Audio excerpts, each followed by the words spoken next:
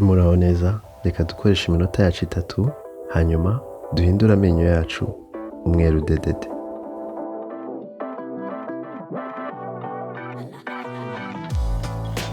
Twatangiye.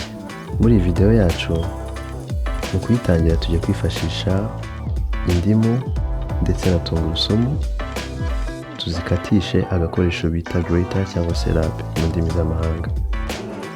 Ni agakoresho gafite impande enye, turareba uruhande rushobora gukata neza tungurusumu zacu, hanyuma turazirapa, imwe ivaho dukoresha iyindi.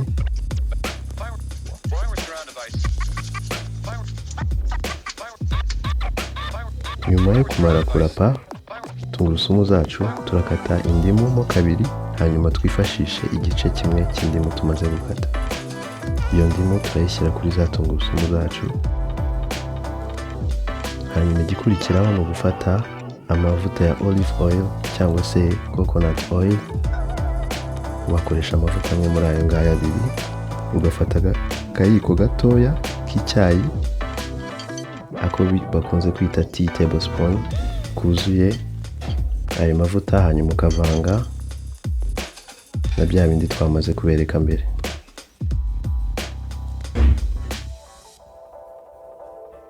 Nyuma yo kumara kubivanga, turaza kwifashisha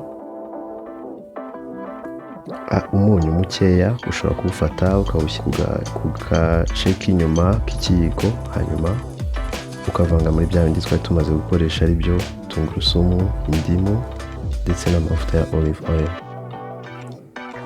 Hanyuma ingredient yacu ya nyuma ibisigaye ni ugufata colgate cyangwa se umuti w'amenyo ukunze kuboneka hirya no hino ku masoko atandukanye, hanyuma tukawushyira neza muri bya bindi twamaze kuvanga mbere. Ikiba gisigaye noneho ni ukuvanga ibyo twakoresheje byose kugira ngo bibashe kuvamo wa muti uri bubashe kugufasha koza amenyo yawe mu minota 3 yonyine.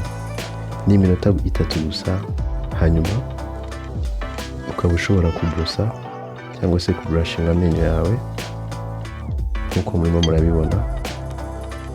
Murakoze cyane.